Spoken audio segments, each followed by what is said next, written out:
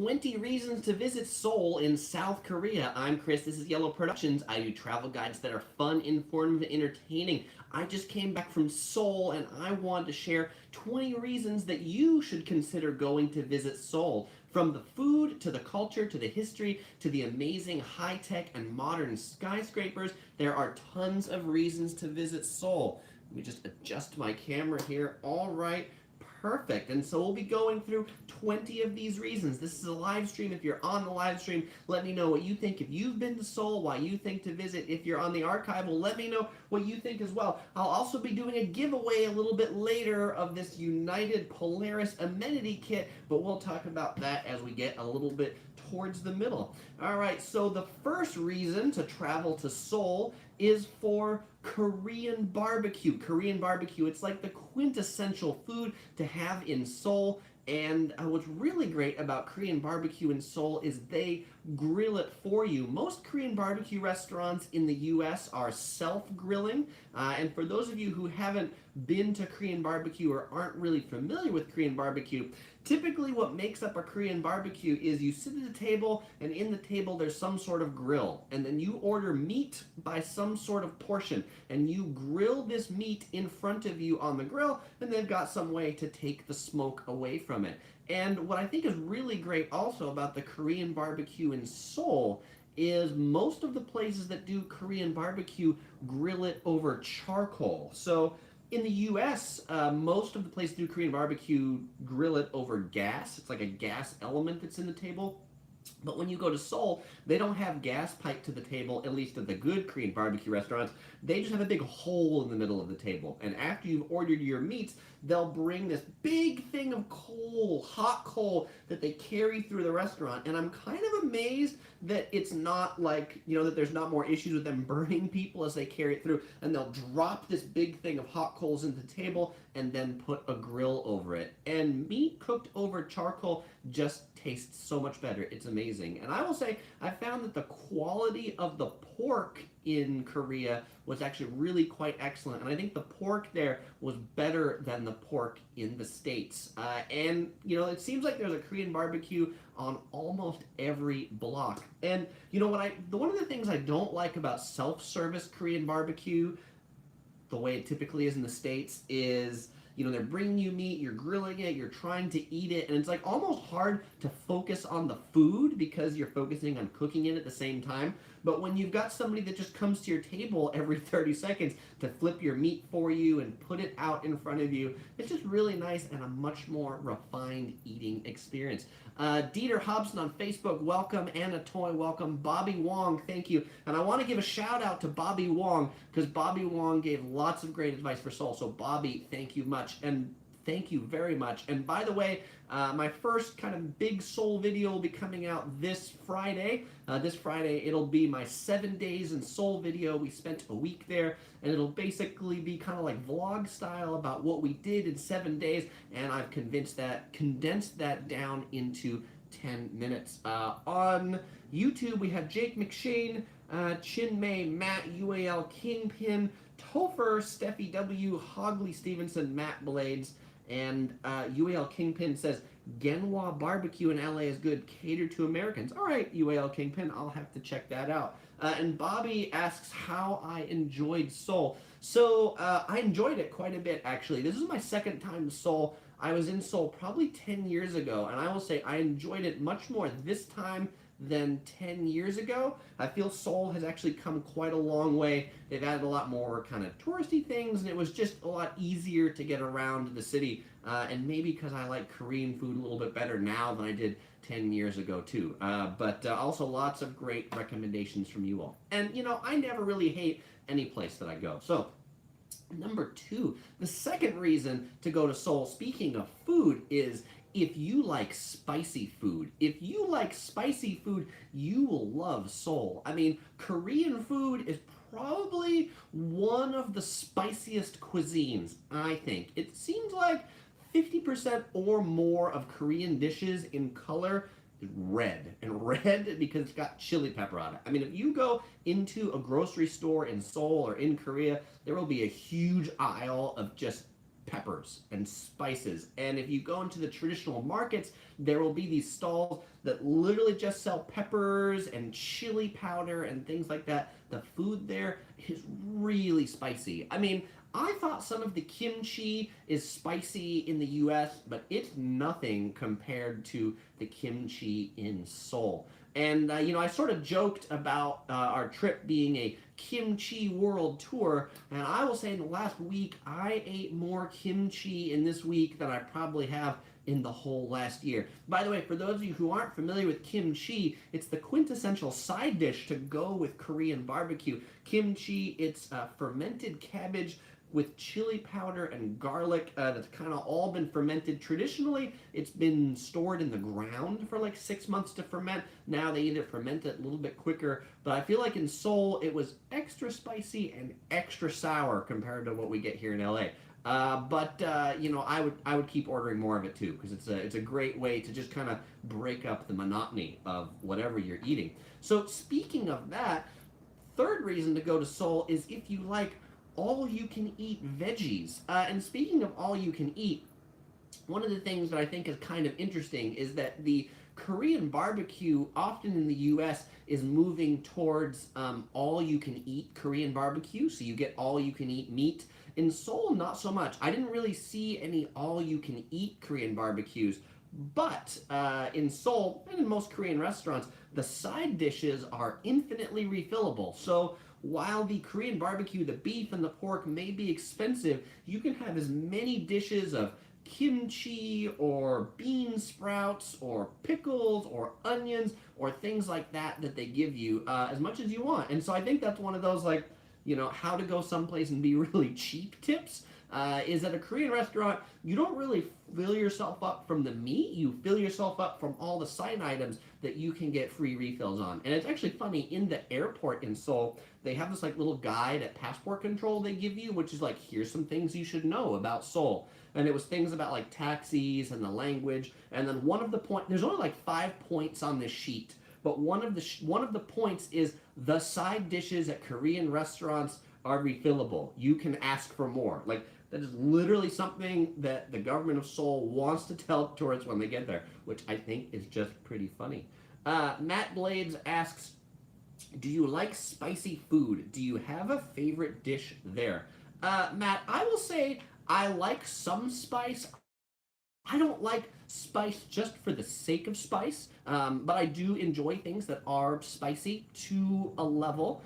My favorite dish in Seoul was probably the Korean barbecue. We ate Korean barbecue like 4 times. In particular, the kalbi, kalbi or galbi. It's a Korean short rib. A short rib that's typically marinated in kind of a sweet sauce. We found that some of the kalbi we had there was pretty tasty. We also enjoyed the Korean fried chicken and also the street foods, which we're going to talk about next. Chin Mei says, I have heard that foreigners in South Korea can legally gamble while locals can't. Truth or fiction? Chin Mei, that is absolutely truth. There's a number of casinos that are there that are only open to foreigners and not to locals. There's a lot of Asian countries that are that way. Singapore is a similar way. Singapore does it slightly differently in that in Singapore, if you're a local and you want to gamble, you have to pay something like $400 for admission. And it's basically to make sure that, like, if you can pay $400 just to go into the casino, then you have enough money.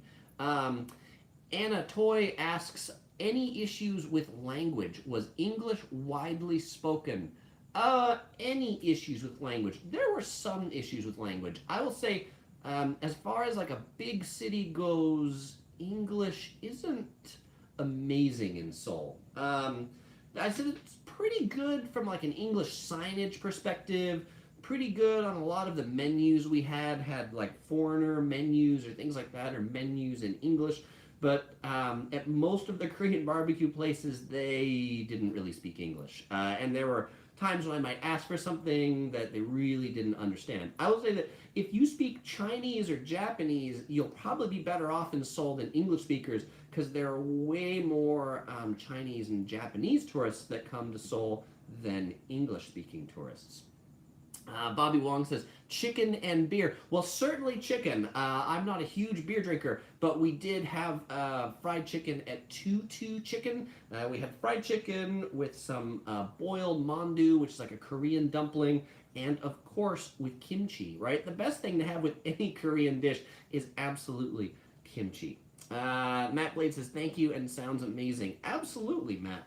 All right, let's go on to number 4. The fourth reason to go to Seoul is for street food. And this was something that the first time I went, I didn't really experience as much as this time. I feel like there's more street food now than there was 10 years ago, but there's a lot of street food areas. We were staying in the Lotte Hotel in Myeongdong. Myeongdong is kind of, I'd almost say like the main shopping, eating part of the center of Seoul. It's right next to Seoul City Hall.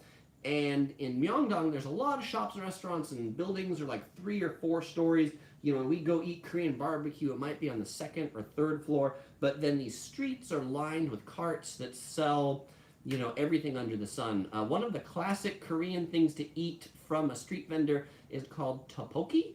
And tteokbokki is basically like a mochi rice cake in a really red, hot, spicy sauce. And it'll cost like $3, and you go and get it from one of these stands, and you eat this tteokbokki, and you drink this hot soup, and it's an experience that will definitely clear your sinuses. One of the things we enjoyed, and it's kind of neat in Myeongdong, and you'll see a lot of these street foods in my video coming this Friday, but they had this rose-shaped ice cream.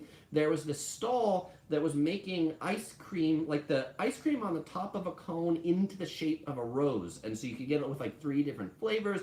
There'd be like strawberry in the middle, that'd be red, vanilla ice cream, that'd be white, and then you could get some like green pistachio or chocolate ice cream around the corner. And that was pretty neat. Another kind of big popular thing is like a dessert in street food was, there's a chain here called Somi Somi that sells it in the US, but it's like a waffle that's in the shape of a fish, and then they put ice cream in it, and then they put honey on top, which is pretty good too.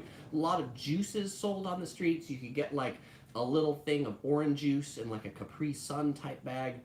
Some of the big trends now seem to be like lobster. There were a lot of stalls selling lobster with cheese, a lot of stalls selling meat on a stick.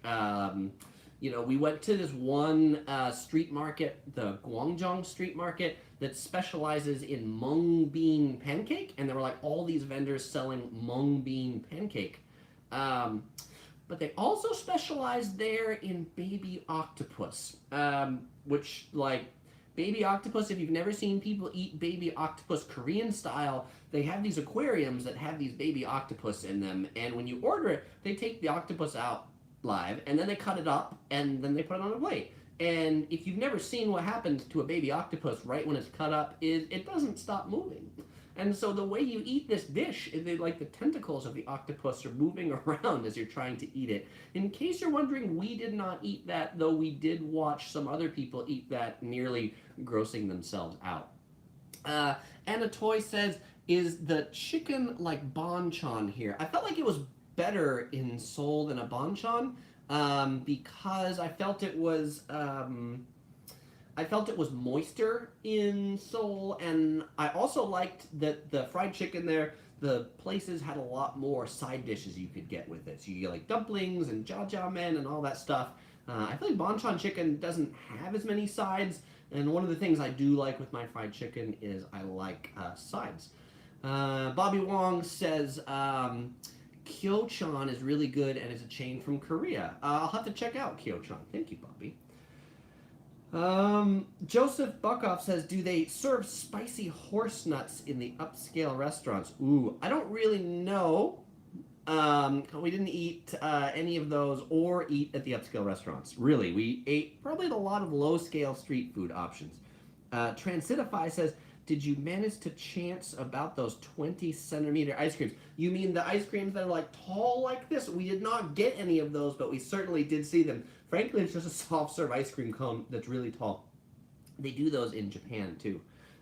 Jeff Looney says, Do they have a lot of vending machines in Korea? You know, Jeff, that was actually something that we were disappointed about was the lack of vending machines in Seoul. We found there to be very few vending machines in Seoul. We were walking around Seoul's royal palace. We rented the Hanbok, which are these traditional Korean outfits. It's like the Korean version of a kimono or something like that. And we were just like really thirsty because it was a really hot day, and we're like, "Where's a vending machine?" And there were like no vending machines everywhere. The vending machine selection in Seoul could really, really be improved. And frankly, the convenience stores could be improved too. They have 7-Eleven, but they didn't have as like wide of a selection, say maybe as a lot of Japanese convenience stores do.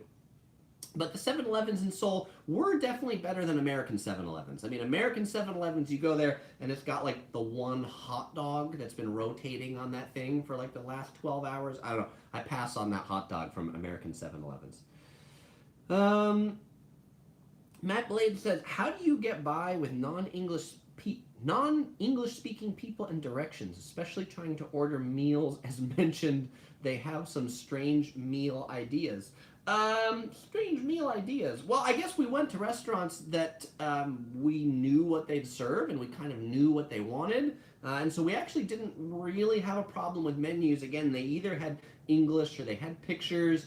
And so pretty much when we ordered at restaurants, it would be like this one, this one, this one, like one, one, one. One of the weirdest things though, and this is like a Korean barbecue thing and like a Korean thing, is that a lot of restaurants don't want to serve one person, and it's two of us, myself and OC Girl, but they're like the portions, like if you go to a Korean barbecue restaurant, there's one Korean barbecue restaurant that they list the prices for the meat per one person, but you could only order it per two people, if that makes sense. So it's like the pork belly would be 7,000 won would be the price, which is about $7 for an order of pork belly. And we go, "Oh, we'd like one." And they're like, "You can't get one. You have to get two. You have to get two. Why don't you just list the price for two, and why doesn't that become one order?" I don't know, but that is something that happened a lot. And it's, it's one of those where you just go two, and you go, "Okay, fine, two. No big deal." And then directions. We were pretty good riding the subway because the subway is signed on the outside in English. The inside, they don't really do all that great announcing the stops necessarily on digital signs, but we just count the stops and be like, "Oh, it's like 7 stops," and then get off, and it wasn't a big deal. Probably one of the hardest things I find in a lot of places, and Seoul included, is taxis. And taxis, like as a group, is an area where taxi drivers in Seoul speak almost no English. And so we would always have our destinations if we wanted to take a taxi written in Korean, or we'd have the hotel tell the taxi driver where we want to go. But we'd pick up like from the hotel would have a business card that would say, "Please take our guest to," and one side of it would be the hotel, and that was written in Korean, and the other side of it would be wherever we wanted them to write for us to go, and we could just show that to the taxi driver, or we'd have like a map and like point to the taxi driver and be like, "Here." But it was very important that it was a map that had English and Korean, not just English, because if you show them just English, they won't understand those names. Bobby asks, "Did you try Yugane da kalbi?" So Bobby, that's like the kalbi that's like already like pre-made and things like that. We saw it, but we didn't. We did not try that. I wanted to, but we just kind of didn't make it there. Anna asks, "Are taxis expensive?" And Anna, that's number 18, but I'll give it away now because we're here. And actually, taxis are really cheap, and that's a great reason to go to Seoul. We take like a 15-minute taxi ride, and it would be the equivalent of like $4. I mean, they were super cheap, like cheaper than taking the subway. Almost seemed like cheaper than walking. So taxis are a great way to get around Seoul. Kirk Depshidin joined in. Kirk says, "What up, my ninja?" What up, Kirk? Eric says, "Hi, Chris. So how was your vacation?" Our vacation was awesome, Eric. Thank you very much. Crashmaster23 says, "Hello, new subscriber. You travel a lot. You always travel alone or with who?" Crashmaster, well, welcome, new subscriber. Thank you for joining in. I often travel with my wife, OC Girl, and a very nice stuffed panda named Topher, who's really tired from our trip, and so that's why he's not here. But if you tune in this Friday to my Seoul travel vlog, then you'll see him in a number of scenes where he was busy. Jeff Looney says, what is the spiciest thing you ate in Korea? Ooh. The tteokbokki was pretty spicy. We also had this like a fish cake that was in a spicy sauce. Oh, there was something else that we had that was really spicy too, and now I can't recall. And the kimchi, like the kimchi was really spicy at a lot of places, and it's like the combination of like spicy and sour, right? That like both of those things together just kind of makes it like you can't help but like when you eat it, kind of like make a face, even if you don't want to make a face. Kirk asked if we were allowed to bring home any kimchi.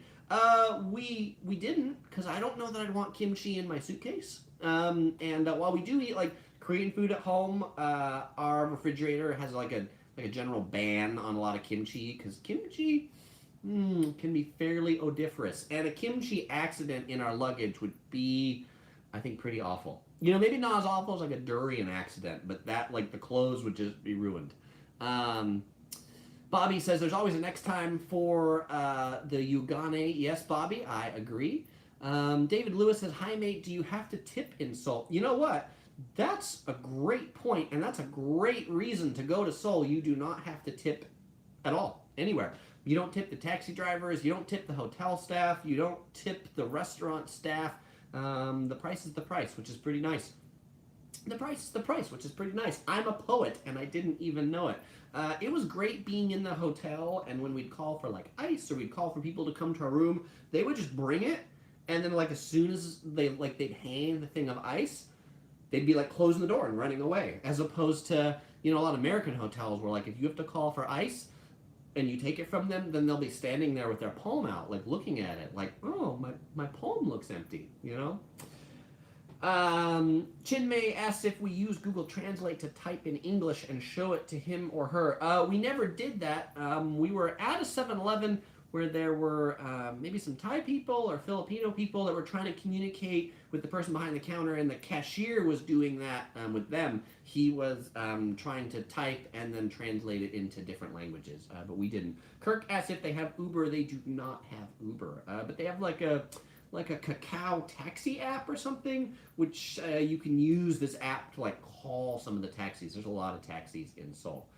Drew Park says, when are you coming to China? I don't know, Drew. I was in China 6 or 7 years ago to Beijing. I don't have any plans right now to come back. It doesn't mean that I won't be. I think it'd be cool to see Shanghai Disney, for example.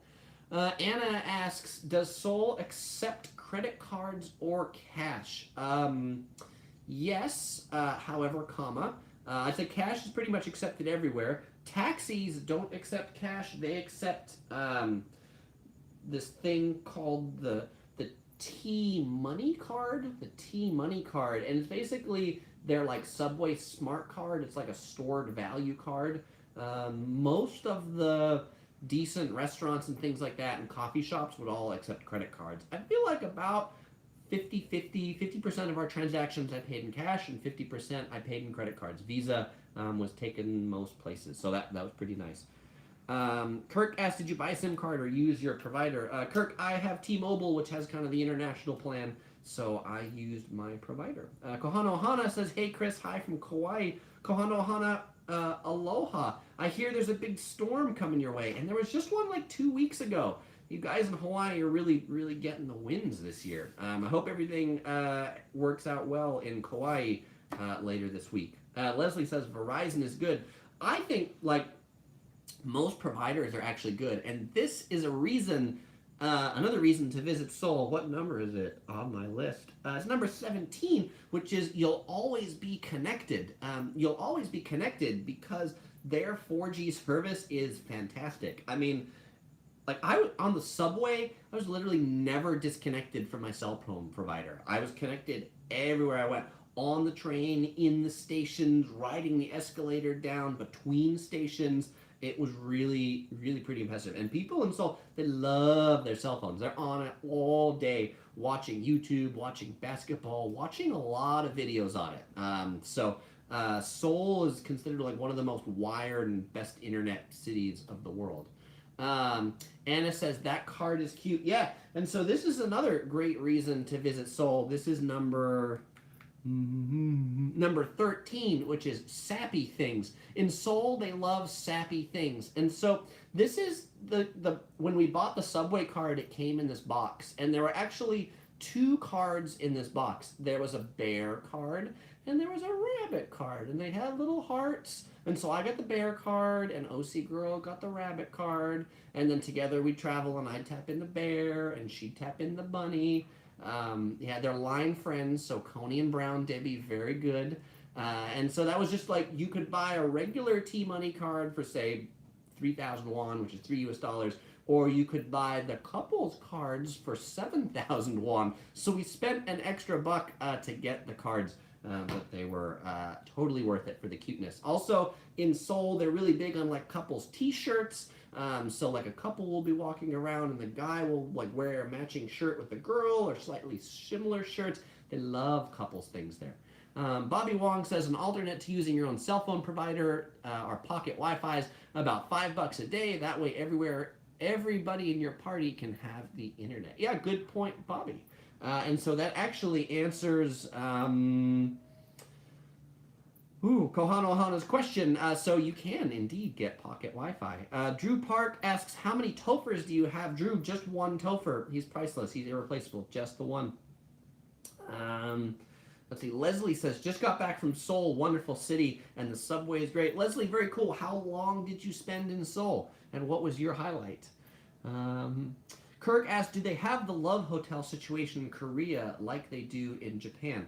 So my answer is yes. But what was interesting about that, when I was there 10 years ago, I was staying in like different parts of the city. I was staying, like I said, at the Sheraton and the Marriott, which are like over kind of in more remote parts of Seoul. And there were a lot of love hotels in those areas. And I was telling OC Girl that I'm like, oh, Seoul has a lot of love hotels. And this time, staying mostly in the center of the city, like in Myeongdong and Insadong and Gangnam and this and that, we saw zero love hotels. And so they are there, but they're just kind of like relegated to the outskirts. And I mean, Tokyo's kind of the same way, that if you're around Tokyo Station, you're not going to find love hotels. You have to go to certain areas. Kohano Hana asks if Airbnb is popular there. I don't know, because we didn't look on Airbnb or do it. I think it is. But we stayed in Myeongdong, which is by City Hall. I would absolutely recommend that. Chinmay asks, what is a love hotel? And very simply, a love hotel is a love hotel that you don't rent by the day, you rent by the hour. You rent by the hour because, say, people in Seoul or people in Tokyo, they live in small quarters, maybe, you know, with a lot of relatives. And so when they want to meet up with someone they love to spend some quality time together, they rent a hotel by the hour. And typically love hotels in Japan, like you don't actually have to see a person to go in, like you get the room through a vending machine. In Korea, it was interesting when I saw them on the last trip, the parking lots would all have like these curtains over them so that if you went in to park your car, then you couldn't tell what like the license plates were on it, because maybe somebody might not want other people to know that their car was parked there. Anna Toy says, how is the culture in Korea versus Japan? Are the people on the cell phones pushy, etc.? I think one of the things that was definitely like an interesting observation on the subway is that in Tokyo, most people on the subway are sleeping. Honestly, they're standing and their eyes are closed, or they're sitting and their eyes are closed.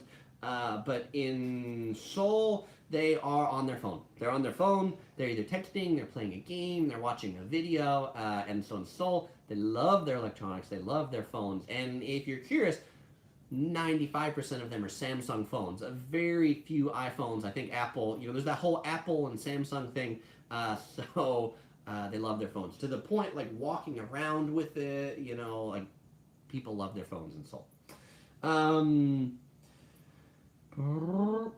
Drew Park says, what's the best way to travel to other cities in Korea? Drew, they have trains, but I think the best way to travel to other cities is by bus. Korea has a lot of long-distance buses, and actually really nice buses. So buses are often a really good way to get around.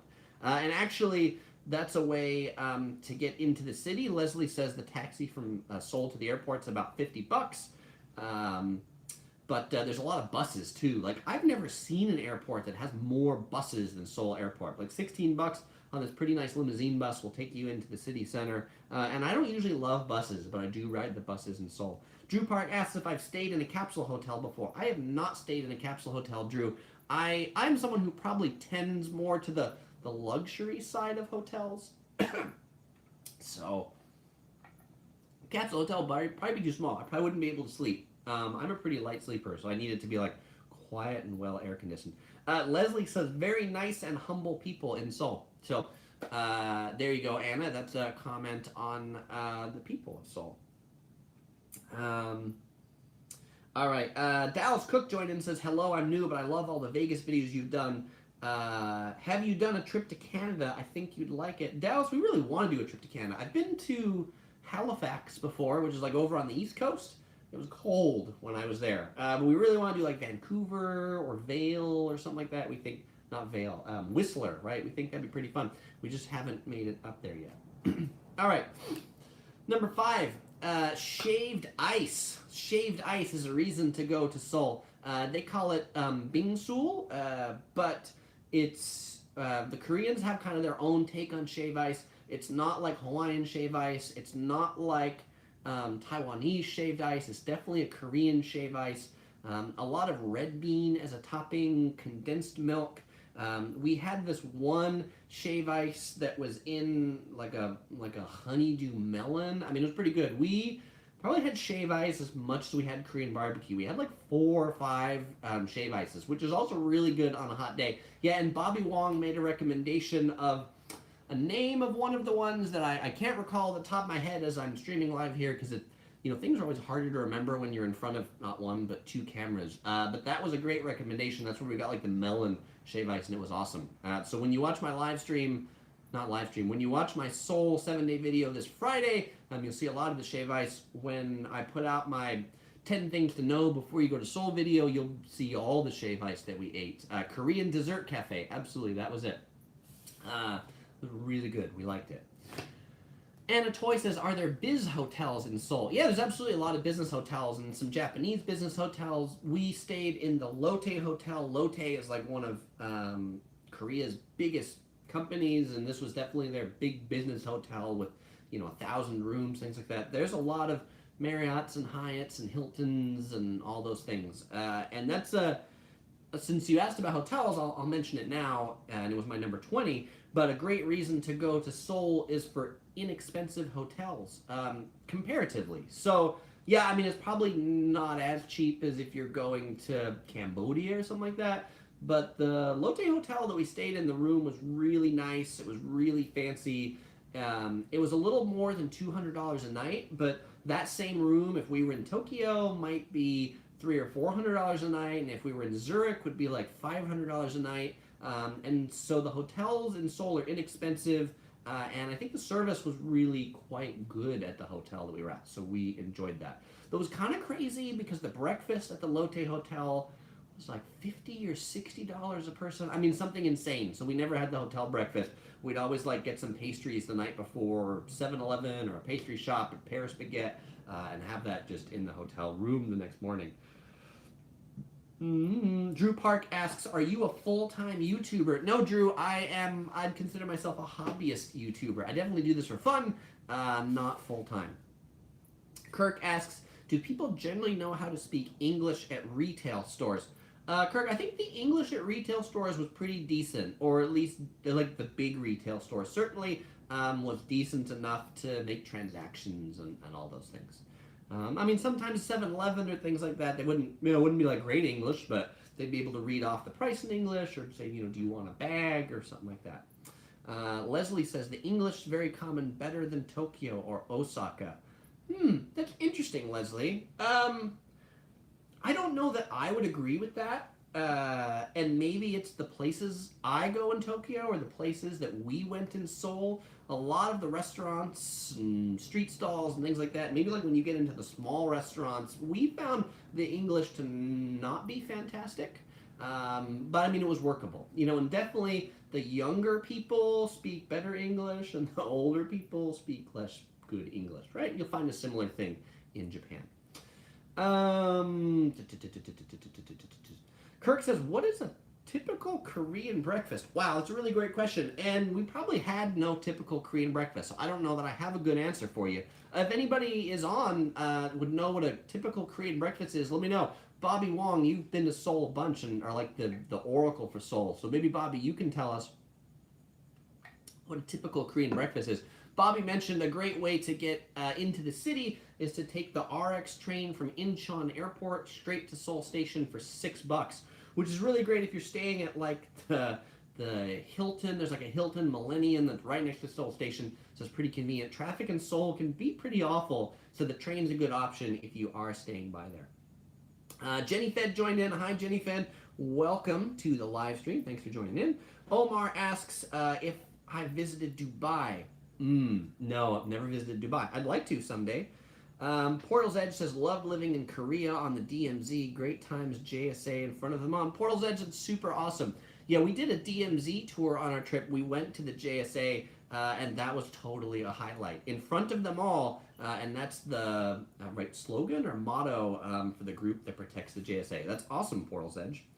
Marcelino says, where are you recording and where is Topher? We're back at home now, so I'm recording this at home. And where is Topher? He's napping because he's really, really tired from the whole, like, doing so many videos and so many lines. It takes a lot out of him. OC Girl says that I got stopped by a lot of high school kids to practice English. Absolutely. I think it was like 2 or 3 times. One, we were walking in Insadong, and somebody came up to me and said, hi, we are some high school students, and we wanted to know if we could help you write your name in English. And then they'd ask me your name. My name is Chris, and then they write it Kurisu out in Korean. There was another group when we were by the Royal Palace that asked if I was a president, what would I do? So interesting. Obviously, a school assignment, they had to go out and find people that look like they speak English and ask them some questions in English. Mick on Facebook says, aloha, Chris, from Waikiki, Oahu, just waiting to see what Hurricane Olivia does here. Mick, aloha, and I hope you are safe for Hurricane Olivia. I've heard it's kind of going to go down the south towards the Big Island and things like that, so knock on wood, I hope kind of it misses you there in Oahu. Jake McShane says, did you like Incheon Airport? I know a lot of people consider it one of the world's best airports. There are 2 questions there. I would say, yes, we liked Incheon Airport. I would not consider it, me personally, like the best airport in the world. I still consider Singapore's Changi Airport the best in the world, and probably because the lounge is not that great in Seoul. Yes, I am a lounge snob, and the Starlines Lounge is the Asiana Lounge there, and the Asiana Lounge was really pretty mediocre when it came to food. The food was really pretty sad. And Singapore, it's the Singapore Airlines Lounge, and for those of you who know lounges, Singapore Airlines Lounge is amazing. Singapore has like a butterfly garden and all these sorts of things. Incheon Airport was nice and the food was good and all that stuff, but I don't feel it was as amazing as Changi Airport. I'd probably put like Haneda up higher on my list too, but Seoul's probably in there someplace. Kirk asked if we smelled any marijuana in the air on your visit. None. No marijuana smell.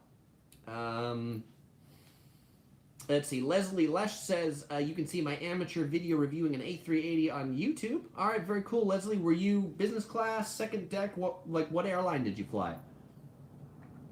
Dallas says, what's the best way to travel cheap if you're on a budget? That's a great question, Dallas. And I did a whole hour live stream about how to travel cheap and comfortably. So when this live stream's done, if you take a look in the description, I've got this thing in here that says, hey, if you missed my last live stream, click on this link for my playlist of all my things. Check out my playlist about how to travel cheap and comfortably. But for us, particularly this trip, I used United Miles for the flights back and forth.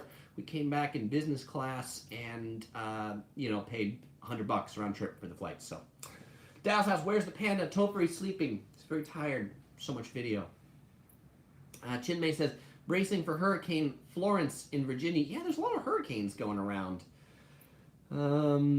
Kirk says, I heard there's a lot of fake Nikes and Adidas in Korea. There absolutely is. Not this time, but last time I was there, I bought some Adidas shirts that were like $5. Clearly, they weren't real for $5 to get some Adidas shirts. Jenny Fed says, one of my best friend's family moved there recently from Oregon. They love Seoul. It's awesome, Jenny Fed. Jake McShane agrees with me about the Asiana Lounge. That is pretty bad by Asian standards. Most definitely. I mean, it's better than like a typical United Lounge, which serves like celery sticks and crackers, but lot could be added to that lounge. Jay Choi says, did you visit any open air markets, Namdaemun or Dongdaemun? Did you buy something or eat there? Jay Choi, we visited both of those. We visited Namdaemun and Dongdaemun. And you'll see that in my video coming out this Friday, and I'll have a video about like the best street food markets in Seoul, and those are both in my best street food markets. We got tteokbokki, we got mung bean pancake, we got the rose-shaped ice cream, we got a lot of things from those street vendors. We got like chicken on a stick. Anna Toy says, how far is Seoul from Japan? I thought I saw a ferry to Korea from Japan, but not sure which city. Anna, it's pretty close. You can fly from Korea to Kyushu, like from Seoul to Kyushu in like an hour and a half. So they're pretty near each other. Kirk asks if I saw anybody playing Pokemon Go. I did not see anybody playing Pokemon Go. I also wasn't looking. Topher says, did any Koreans ask you about Donald Trump? Nobody asked me about Donald Trump. Thankfully, I don't really like to talk about politics when I'm on travel or just in general. Though I did see, and if you follow me on Facebook, I posted these pictures of some rock art, some paintings that were on rocks. And there was the stall that had like paintings of like Kim Jong-un and Donald Trump on these rocks. I mean, that would be a very interesting souvenir to take home. Ecruz says, great videos. My wife and I are planning a trip, and your videos are very helpful. Awesome, Ecruz. Where are you planning a trip to? Kirk said, did you see any propaganda? Depends what you mean by propaganda. We saw a lot of people protesting. Protesting is really a popular pastime in Seoul.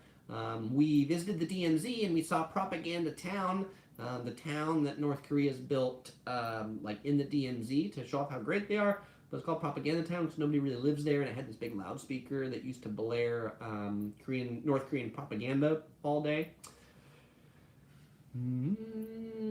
Stirrup says, I travel to Seoul 4 times a week from Vancouver. 4 times a week? Boy, do you ever get off a plane?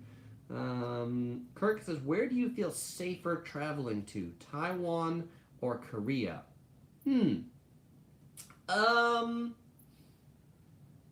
Interesting question. I wouldn't really say that I felt unsafe in either place. One of the things that is slightly unnerving about both places, and I feel like the worst like unsafety factor, is actually both Seoul and Taipei have a lot of streets that don't have sidewalks, and so you'd be on a lot of streets in these open air markets that have scooters driving through them, and I always feel like I'm gonna get like run over by some crazy scooter driver that's going like way too fast down a pedestrian street. Leslie says, funny politics don't come up there in conversations. Really interesting, and hardly see any military people. It's funny. I saw a lot of military people. So maybe we were in different areas, but certainly at the DMZ, there were a lot of military people. And we did, speaking of, so Leslie says I was all over the place and didn't see any U.S. Army guys. I did. Of course, we took a whole tour where we were protected by the U.S. Army to go see the DMZ. Ekru says, we're on the fence between Maui or Greece. I guess it depends how much money you have. I would say if money's no object, go to Maui. If you're looking for a cheaper vacation, probably go to Greece. Dallas Cook says, I want to make Vegas my first trip to the U.S. Very cool, Dallas. Well, I hope you enjoy Vegas. Omar says, did you visit the Adults Park in Seoul? We did not visit the Adults Park in Seoul. What is the Adults Park in Seoul? All right, let's go on.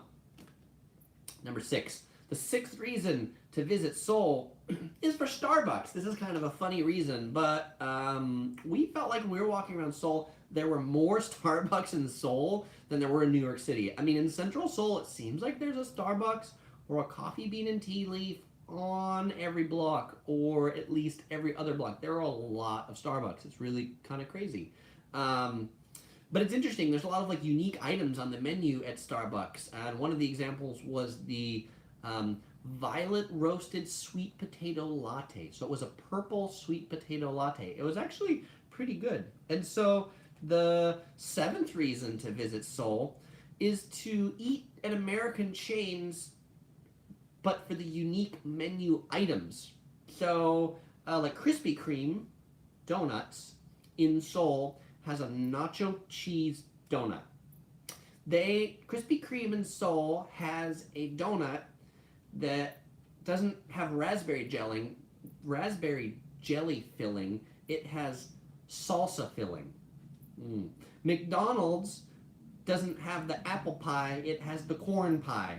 McDonald's doesn't have the vanilla ice cream. It has a strawberry ice cream. That's like the American chain. Like it's some American. Like if you go to the American chains in France, you go to McDonald's. It's all the same stuff in the U.S. But it seems like the American chains in Korea really go out of their way to have unique menu items, and so that was pretty fun. Jenny Fed says, did you and OC Girl visit the outdoor malls that have all the Korean beauty boutique shops? Also, did you visit the Hello Kitty Cafe? OC Girl visited a lot of Korean beauty shops. Nature's Republic, there were a fair number of them. But we did not visit the Hello Kitty Cafe because actually here in Southern California in Irvine, there's a Hello Kitty Cafe that just opened at the Irvine Spectrum Shopping Mall. Bobby Wong says, next time you go to Korea, stop by Costco. They have bulgogi pizza and bulgogi bake. That sounds cool. I'm going to try that bulgogi pizza. And actually, like it was our last day in Seoul, I was like, yeah, there's one thing we should have done. We should have went to Costco because I saw somebody carrying not a Starbucks cup, but I saw somebody carrying a Kirkland water bottle. And I'm like, there's Costco here. We should have went, but we'll have to do that next time. Last time I went, we visited Walmart, which was an interesting, like visit Walmart in Seoul. Walmart in Seoul is very different. Kirk says, did you see any pachinko parlors? We did not see any pachinko parlors. Jeff Looney says, I don't mean to be a Debbie Downer, but I not think you are going to make it to 20 by 9 p.m. Jeff, you don't know how fast I can get through the rest of my list. I love the conversation, and so that's kind of why I'm doing this, but a lot of the things I've said are things that, like, actually we sort of already talked about in the conversation, so the list is going to go pretty quick. Ecru says, where would you recommend for the best beach vacation with the best food? I know that you're a foodie. Easy. Oahu, Hawaii. The food's amazing, and if you stay over on the Koalina side of Oahu, the beaches are great and not overrun as well. All right, let's go to number 8. The 8th reason to visit Seoul is to visit old Asian palaces. Seoul has a lot of old Asian palaces. They're being rebuilt because they were all destroyed by the Japanese. But it's a cool place to visit old Asian palaces, particularly if you maybe don't want to visit China. So there's the Forbidden City in China that has this big palace, and the Korean palaces have a pretty similar feel to the Forbidden City in China, and going to Seoul might just be a little easier than going to Beijing. Beijing is definitely not for the faint of heart traveler, let's say. All right. Number 9, the 9th reason to go to Seoul is to wear the Hanbok. The Hanbok is the traditional Korean attire. There are tons of places that rent Hanbok by the hour, by the half day, by the day. And if you think you might be out of place if you rent and wear a Hanbok, well, let me tell you, if you're visiting the royal palaces, you will be out of place if you're not wearing a Hanbok. They offer free admission to people who wear hanboks, and so at their main royal palace in Seoul, there were more people wearing hanboks than not wearing hanboks. It was very interesting. The 10th reason to visit Seoul is because it's a modern city, but still very old and Asian. If you like Kyoto in Japan, I think you'll like Seoul because there's a lot of old temple things, and so it's this really interesting juxtaposition of, modern skyscraper buildings, but still old classic Asian architecture right next to it. Jenny Fed says, boy, I apparently missed out that I didn't go to the Hello Kitty Cafe. It's major, 2 to 3 stories, completely checked out. I'll have to check out the one in Irvine. Jenny Fed's going to Oahu in 3 weeks. Can't wait. Awesome, Jenny. Yes, check out my Cheap Eats video. You'll like it. Kirk asks if I ate at McDonald's in Korea. I did not. We saw it. Thought it looked cool. But not enough days. Too many things to eat. All right. The 11th reason to visit Seoul is for K-pop, Korean pop. Korean pop is everywhere. Psy brought K-pop in Gangnam Style to the world. They call it the K-wave. And like every store, every restaurant, you hear K-pop coming out of it. You'll see K-pop performed on the street. There's K-pop museums. There's stores that sell K-pop posters, K-pop souvenirs. There's a lot of K-pop in Seoul. Seoul is a great place to visit. Number 11, if you like Korean dramas. OC Girl likes Korean dramas, and if you've watched Korean dramas, you'll see a lot of classic Seoul things, those Korean dramas. For example, you'll see a lot of the classic old Seoul houses, these Hanboks. We went to this Hanbok village where they have these old houses. You'll see like Korean couples will go on a date to Lotte World. It's like their version of Disneyland. And so if you like Korean drama, it's a great place to see a lot of those things you've seen on their TV. The 13th reason to go to Seoul is for sappy things. We talked about this earlier with the couple's subway cards, right? I got the bear card. OC Girl got the bunny card. Couples t-shirts. There's also the love locks. OC Girl says Korea, their army, the Republic of Korea Army, they stand in interesting poses at the JSA, and they look like a wax figure. Yeah, they stand in this. It's like a modified Taekwondo pose, right? Like if they're standing like this, and they look very intimidating. So that way, the Republic of Korea is very intimidating when they look across the border to North Korea. If you watch my video this Friday, you'll see a little scene that I filmed at the Joint Security Area where you can see the ROK Army standing there in their Taekwondo pose. The 14th reason to go to Seoul is if you like Korean cosmetics. We talked about it earlier. OC Girl really enjoyed shopping at all the Korean beauty shops. Korean cosmetics are a great reason to visit Seoul. Also, girls' clothes, the girls' clothes and the shopping for women's clothes, pretty cheap, pretty inexpensive, lots of places to buy that. Bobby Wong says, did your wife buy skincare? If yes, did she get a ton of beauty care samples? OC Girl, that is a question from Bobby Wong on Facebook. If you bought skincare or bought a ton of beauty care samples. Jake McShane says, how was the weather? Hot and humid, very hot, very humid, oppressively so. It only rained one day, which was pretty nice. Like September is kind of the end of their rainy season. June, July, August is like super rainy, but it was definitely warmer and more humid than we would have liked. Wearing the Hanboks, I really needed a fan.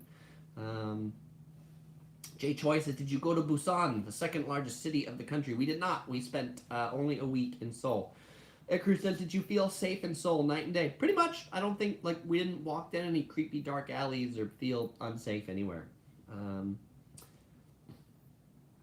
Tanner Wilson says, South Korea's K-League, one of the best soccer leagues in Asia. Biggest rivalry is FC Seoul versus Suwon Blue Wings. All right, cool. Chinmay says, what is your pulse on nightlife in South Korea? None. I am very boring. I know nothing about nightlife. Honestly, we were in bed by 9 p.m. every night. Or we at least in the hotel back by 9 p.m. every night. Taewon says you can walk around Metropolitan at night. Yeah, it was easy. And Leslie said she felt really safe being there. It did. It felt like a really safe city. And OC Girl responding to you, Bobby. She's commenting on YouTube. She said she bought some stuff. She got a few small samples. Ikru says, is 1 week worth the trip? I think so. I think it's worth the trip. It's a direct flight for us from here to Seoul. But then again, we're travelers, so we travel all the time. OC Girl says she read online that Myeongdong is the worst place to get samples. Better to buy those items outside of Myeongdong. Yeah, and I think OC Girl said she liked the shopping and found it a bit cheaper in Hongdae. That a lot of the items that she saw were more expensive in Myeongdong, but cheaper in Hongdae. Tanner Wilson says, if you ever go back, would be curious about Jeju. I think you mean Jeju Island in the far south of the country. Yeah, that'd be cool. We saw the Jeju Island airline. That would be cool to visit. Number 16, the 16th reason to visit Seoul. Now this is for guys' clothes. Custom-made suits for guys. Seoul is all about custom-made suits. In particular, out in front of the U.S. Army base in Itaewon. In Itaewon, if you're walking down the street in front of the U.S. Army base there, there will be 20 vendors that all sell custom-made suits. I've not gotten one. Some of my friends have gotten one in the past. They enjoyed it. You go like one day for a sizing. You go back other days for them to try it on you and tailor it a bit. So if you want a custom-made suit that's not going to cost you a fortune, Seoul's a good place to pick that up. 17, I talked about this one before. You'll always be connected. In the subway or the DMZ, you're always going to have cell phone service. The 18th reason, I talked about this before too, the taxis. The taxis are cheap, super cheap. You can get around, you don't have to spend a bunch of money. 19, to visit the DMZ, the demilitarized zone. This was definitely one of the highlights of our trip. The border between South Korea and North Korea, it is the world's most militarized border, and they operate tons of tours. It's like the #1 day trip from Seoul is to take this kind of like hour tour bus ride into the DMZ. And if you book one of the, also the cool tour, it's the one that takes you into the joint security area so you can really see all those buildings where they have the meetings between North and South Korea. You have to do that at least like 4 days ahead of time because they vet people and things like that. But if you're going, I'd highly recommend that. And the 20th reason to go to Seoul is inexpensive hotels. I talked about this earlier, but we stayed at the Lotte Hotel Seoul. It was really nice for about $200 a night. You know, comparable hotel in Tokyo would have been $300-400. Comparable hotel in Zurich, Switzerland would have been $500. And so nice hotels, relatively inexpensive because Seoul just isn't like a huge international business destination, right? Not everybody is there on some ridiculous business spend account driving up the hotel prices to some ridiculous amount. Bobby Wong responded to the samples and said they went, he went for the samples, says they got less samples, especially from Innisfree, and also said that they went in late July and early August during the heat wave. It was brutal. Bobby, I bet it was. All right, so that's the list. Now let's talk about the giveaway that I'm doing right here. So I'm giving away this United Amenity Kit from Polaris Business Class. We came back in Polaris, redeemed our United miles, and so let me tell you how to win it, and then I'll show you what's in there. So to win this, you have to go over to Facebook, and if you go over to Facebook, and you go over to Yellow Productions Travel Guides on Facebook, you will see this post that I posted during the live stream of a picture of that amenity kit, and it says, giveaway United Polaris Mini Kit. To enter, leave a comment stating what your favorite airline is and why. The winner will be announced on my October 1st live stream. So, if you want to win this, what's in this amenity kit? Hey, there's some cowshed, lip balm, some lotion. There's a Polaris eye mask. This is all new, by the way. It's unused. So, there's a United toothbrush. There's some United facial tissue. There's a United pen. There's United earplugs. There's United socks. And there's some Colgate toothpaste. And you get it in this nifty tin. So if you want to win, go on to Facebook, leave me a comment, tell me what your favorite airline is. Jake McShane asks, how will I choose the winner? I will print out all of the comments from all of the winners, and I will put them in a little hat or in the tin, and I will draw the winner on October 1st in the live stream. So that is in 3 weeks. So if you want to win, you need to comment on Facebook, and then you need to be on that live stream to hear that you won, so you can let me know where to ship the thing to. My next live stream will be in 2 weeks, Monday, September 24th. If you want to know what the topic is early, also follow me on Facebook for updates there. So there will be no live stream next week. 2 weeks, Monday, 8 p.m., same time, same bat channel. So we'll just go through the comments, final questions, then we'll wrap it up. Bobby Wong, Anna Toy, looking forward to your video on Friday. Thanks for the live stream. Absolutely, Anna, I appreciate it. Yeah, absolutely. If you joined in late, this Friday is when my Seoul content will start coming out, starting with our travel vlog about the highlights from our 7 days. And Drew Park asked if I've tried a Korean sauna. I did not. I shot, well, I didn't really shoot a lot of video, but I went through the one in our hotel, but I didn't really go into it. MexXO says completely unrelated, but I'm going to New York at the end of the year. Any advice? I've got a whole playlist on New York, so check out playlists on my channel. There's like 10 videos on New York. So eat the pizza and walk the High Line. Those are my 2 tips. Ekru says the cheapest airline and his favorite. Well, if you want to win the amenity kit, you have to leave that on Facebook as a comment. All right, then you have to tell me which is the cheapest airline. Ekru says, where do you recommend to eat in New York? The pizza, Joe's Pizza, some of the best pizza by the slice, or Lombardi's in Little Italy. All right, well, that's it. Everybody, have a good week. Thanks for joining in. You'll see me on Friday. I'll see you in a live stream in 2 more weeks. I won't say goodbye because I'll see you in the next video.